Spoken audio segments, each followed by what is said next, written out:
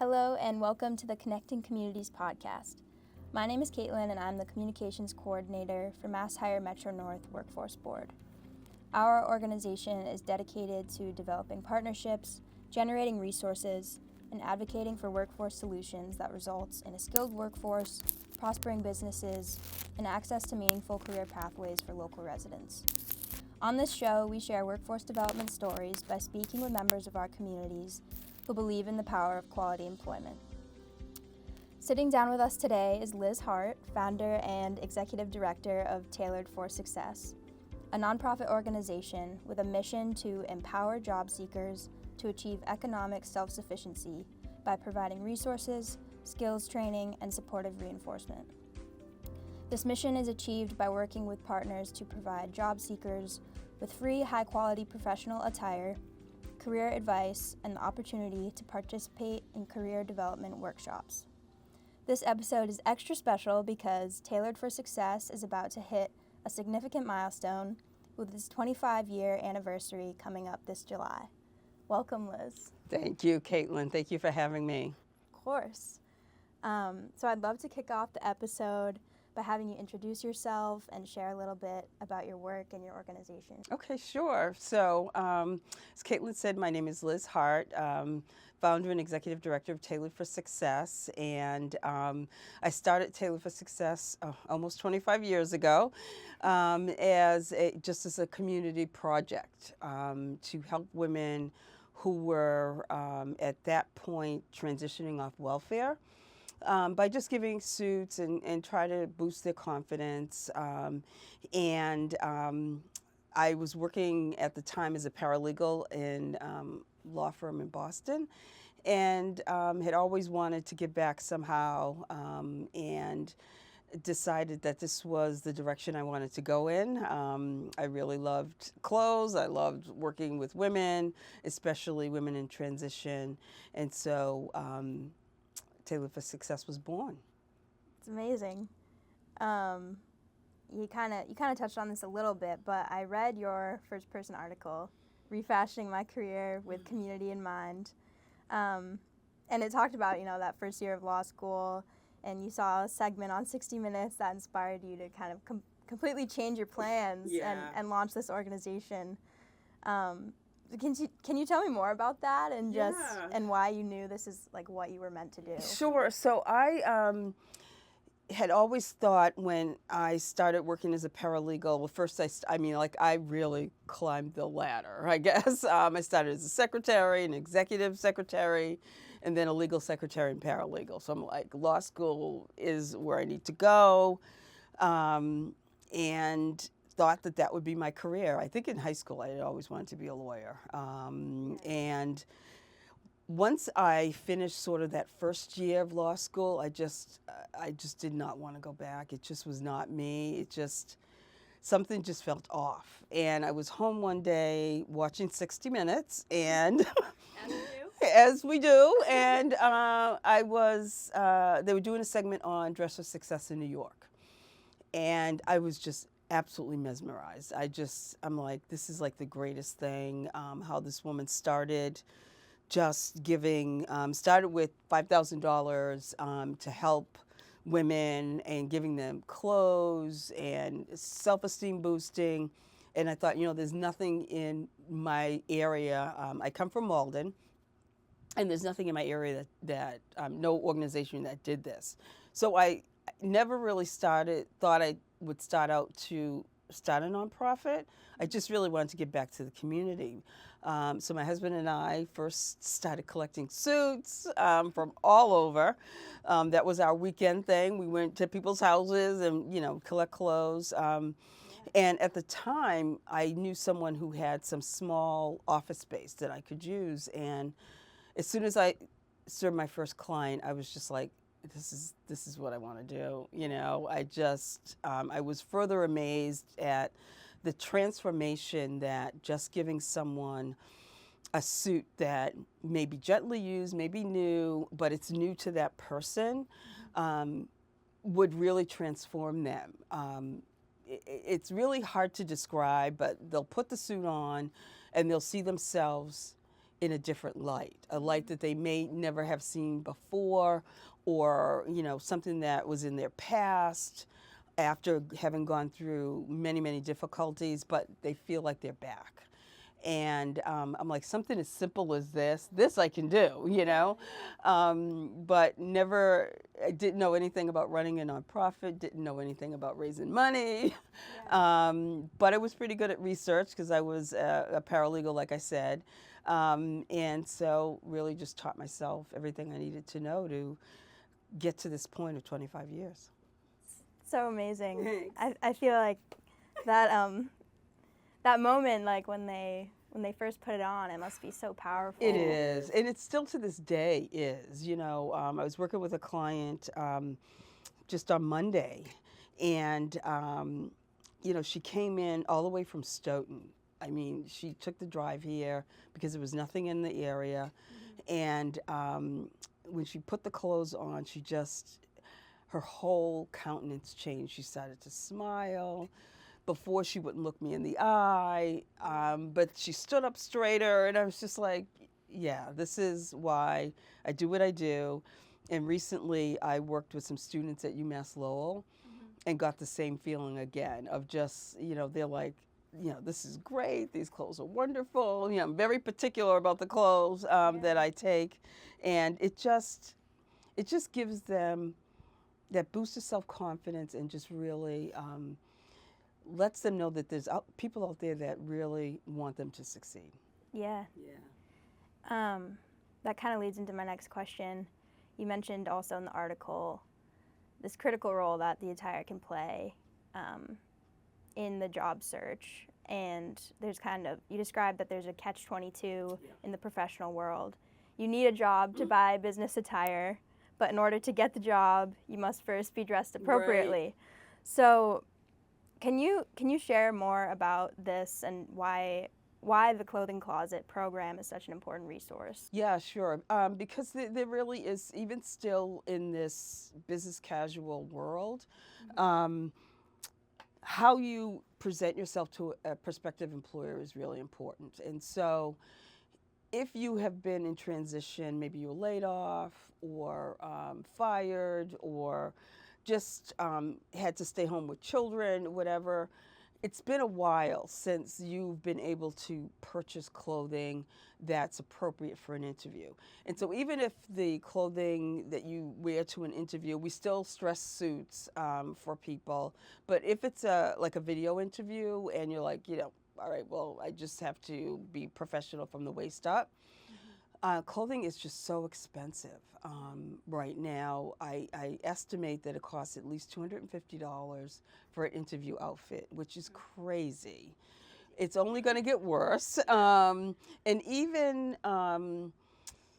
business casual clothing is getting really expensive. And you don't want to buy, like fast fashion from, some of the stores that carry that. You want something that really lasts. So really quality clothing is what you want. And so people who have been out of work for a while, they do not have the funds. I mean, they're trying to put food on the table. They're trying to pay rent. Buying business clothes is the last thing that they need. And then you think about the fact that you go on an interview. So say you scrape together that money to buy something. You go on an interview. You don't get the job. Another 2 years pass, or another, whatever. And so you cannot continually buy clothing for interviews. It's just too expensive. So I think this fills a need for people, not only just. This is just a worry that's taken off their shoulders, right? So they can come here, they can get 5 items, so basically 2 outfits, and they don't have to worry about, do I borrow from Peter to pay Paul to try to find interview outfits. They can just come here. The clothing is clean. They have what we call first choice. So they shop just like at any other store. I don't, hold up something and say, this is a size 8. Yeah. You should wear this. It's their choice. They can shop and pick out what they want, what makes them feel comfortable, which I think is a really good element of what we do here. It's part of the process of building self-esteem. Yeah. and even sitting in here, like it feels a little bit like a store. Oh, that's so great. But it also feels safe and like, no judgment. No judgment. You can pick what you want here and try it on and and have fun a little bit. We're recording this in Woburn, and on Wednesdays I have a volunteer who comes and works with my clients, and she's a professional image consultant by trade. I mean, that's what she does in her day job. And she's always wanted to work with women in transition. So when they come here on a Wednesday, they get Amanda, and Amanda is amazing. She can really pull together outfits for people. We let them shop a little bit, and then if they seem to be struggling or if they need a little bit of help, then we suggest some things for them, things that they may not have thought of on their own. But again, they try it on and they're like, wow, I didn't think this was going to look good. But and so they get that personalized attention because we don't ask about what got them to this point. It's just, are you in job search and are you in need? There's no paperwork that they have to fill out in terms of verifying their need. Usually, a lot of my clients come from Mass Hire, so they've already demonstrated need. But anyone really who's looking for a job now can't afford to buy this stuff. So I'm happy to pass it along. And donors are amazing. And they, my donors buy good quality stuff, so they're getting really good stuff. Yeah, absolutely. And for people listening who don't know, where can clients or people access Yeah, the closet? so the majority of my clients come through referrals. So I work with over 30 nonprofit agencies that refer clients to me who are in active job search. That takes the burden off of me to make sure that people aren't just coming in for free clothes, because the donors want to make sure the clothes are getting to the right people. And so they come through referral, or people can self-refer through my website. They go on the website and they fill out a little form with name and email, and then I contact them and set up an appointment either here in Woburn, in Malden, in Cambridge, and soon to be Boston. Great. And everything is free. Yes. We love free. Yeah. Is there a particular success story or client transformation that has really stuck with you? Yeah, and this one was, oh my gosh, at least 20 years ago. It's still the best story ever.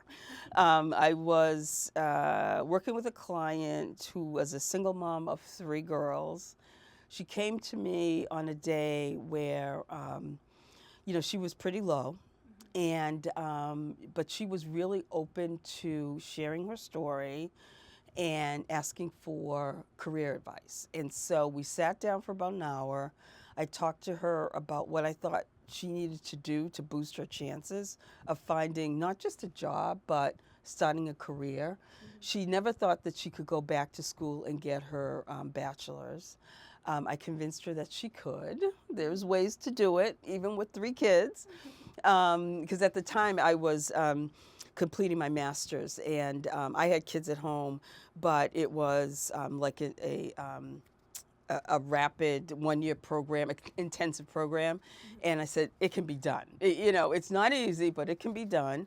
And I looked at a resume, gave her some tips, and as it turned out, she did go back to college. She did graduate. She got a really fantastic job. We stayed in touch for many years and still are in touch now. But the fact that she came in looking for clothes and got the boost of self-esteem, the courage to say, you know what, I can change not only my life, but the life of my girls, is still amazing. There's really no story that tops that. I mean, I get a lot of really great stories where people are coming from another country. There was one gentleman who came, he was a physician in his home country, was coming here and had to start all over again. And I just think the courage of someone doing that is just amazing. I can't even imagine starting all over. So stories like that are really amazing also. Yeah, that's so amazing. You can, it's crazy how such a small little moment like that can totally change someone's path. Yeah. So cool. And I think that there are a lot of people who, they just want someone to kind of sit and take time and talk to them. Yeah. I was talking with my husband last night about mentoring programs, and mentoring programs are good, nothing against them, but they have to happen organically. People have to just sort of meet each other and say, can I talk to you about this? And you talk to them and you develop a relationship. And we kept in touch over many, many years, all through her getting her undergrad. And it just was something that both of us wanted to do. And I think that that's how things happen. And I encourage more people to just open up and say, if they find someone who maybe sends them, a message on LinkedIn saying, can I take 5 minutes of your time? Take 5 minutes of your time. You could change someone's life. This reminds me, when I was in college, I was part of an organization working towards fighting food insecurity and things like that. And so we would put on a meal for the community every single Monday. Yeah. And a lot of times, the people who came, yes, maybe they wanted a meal, but a lot of what they were seeking was just human connection and camaraderie. Right. And it's definitely powerful. Yeah. People feel isolated, and they feel like they're the only ones going through what they're going through, and they just want someone just to take a minute to talk. And that's why what I didn't mention is we only see clients by appointment, because we want to give them a full hour's worth of our time, so that when they come here, they don't feel rushed. They can just relax, focus on them. They don't have to worry about their kids or their husband or aging parents. It's just them. And I think that's what really helps them to feel safe, to feel, seen. And everyone walks away with something, but if they don't find anything that they like, that's fine. So they spent an hour, they came, they talked to somebody, and maybe they made a connection where someone can refer them to somebody else who can maybe recommend a job for them or something. Yeah. Yeah. Shifting gears a little bit, Okay. What are some of your goals for the organization over the next 5 to 10 years? And also, kind of going off that, how do you see the workforce development sector changing and evolving in that time? Yeah, so I now only plan for 3 years because I think things are changing so quickly. The last strategic plan I did was for 5 years. And I think over the next 3 to 5 years, I see the agency growing by leaps and bounds. I mean, we've got 4 career closets. We're going to be serving more people. But I see my goal is to develop community. So people, they really kind of come in once and then they may come back once they get hired. But there's no community being developed. And I would really like to do that so that people can know that there are other people out there like them. And I want to make a greater impact on people besides, boosting self-esteem is a big thing. But I want to be able to see someone like that client that I talked about, through their whole progression, and see, how we can help them and make a greater impact on them. That's my goal. So it's not, and we do workshops on different soft skills, communication, financial literacy, but again, it's sort of like a one-shot thing where we're not building a community of people who can then reach out and have a network that they can rely on. Yeah, I want to build cohorts. That's awesome. Yeah. That's a good idea. Yeah, thank you. And AI, you had asked about AI. Well, yeah, just how you or just how I see things changing. AI, yeah. People should not be afraid of AI. They should look at it as a tool, just a tool. I read somewhere that it's revolutionizing everything. It's almost like when the cell phone first came in. And I think a lot of people are thinking that their jobs are going to be taken away. I don't think that that's true. I think it's really going to help them get jobs that they never thought that they could get before. I use it a lot in my work in terms of writing grants or just coming up with ideas. Because you get stuck, and it's just like any other tool that I use. And I think that that's what's going to change things. And I think that if people don't embrace it, they may be left behind because there's other people out there who will embrace it and who will be so much further ahead that catching up is going to be difficult. Yeah, I think that's a grounded perspective to have on it. There's a lot of people, Yeah, just embrace it. I remember, you're too young to know, but when I first got my first computer, when I was working as a secretary, I was back when we typed on an electric typewriter, and we first got computers, and I'm like, I am not going to use this thing. I mean, how do you, and now I can't even imagine not using it. Right. So it's sort of like that. Like you just got to, okay, I've got to learn this, This is how they want me to produce documents. I will learn it, and and even like the internet, I sound ancient, but it wasn't that long ago. No, it really wasn't. I mean, that just shows you how quickly things change. Yeah. And so you gotta get on the bandwagon. Yeah. One of my friends, coworkers, she said always thanks AI after she uses it. I do too. I do too. Thank you.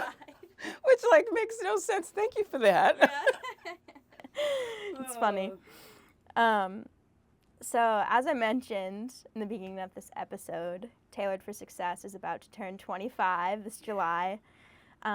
What plans do you have to celebrate this special anniversary for your organization? I've been thinking a lot about that, and I don't want to do just an event to celebrate, like a gala or a fashion show. I really don't. So, because you know what, it's not about me and what I did. It's about the clients that walk through that door. And I've been thinking that I'd like to highlight 25 women or men, because we serve men also, 25 clients in their journeys, and then have a launch party or something, but really focus on the people who come in here, because you know what, that's what it's all about. It's not about me starting this and being able to keep it going for 25 years. It's the people who say, I heard about Tailor for Success and they can help me, and they get the courage to walk through that door. I mean, it takes a lot just to be that vulnerable. And I don't need a gala. I don't need, I hate fundraising like that. Yeah. I want people to understand how difficult it is for the people to come here and get a different perspective on them, and not think, well, they're just here for a handout, or they're too lazy to work, or whatever stigma is attached to people who are unemployed. But that sometimes life just hits you hard, when you get the wind knocked out of you, and you need someone to say, you know what, let me help you. I can help you, Let's get back. Everybody has something that knocks the wind out of them, that they just need someone just to come alongside and say, I can help you. Yeah, let's see what we can do. That's a great way of putting it, getting the wind knocked out of you. That really captures, I feel like, sometimes what life can do. And life, yeah. It happens to me. It happens to everyone. And, I'm lucky, and I'm sure you are too, that you have a community around you that can support you. But not everybody does. And that's what breaks my heart. People who are out there struggling on their own. They have no friends, no family, no nothing. I've been blessed with amazing friends and people around me to help me. I mean, there's no way I could have done this on my own. This is not me. This is the group that stands behind me that no one can see. And all props to my husband when I'm like, you know what, David, this is it. I'm done. He's like, no, you're not. So who keep me going when I'm just like, it's just too hard.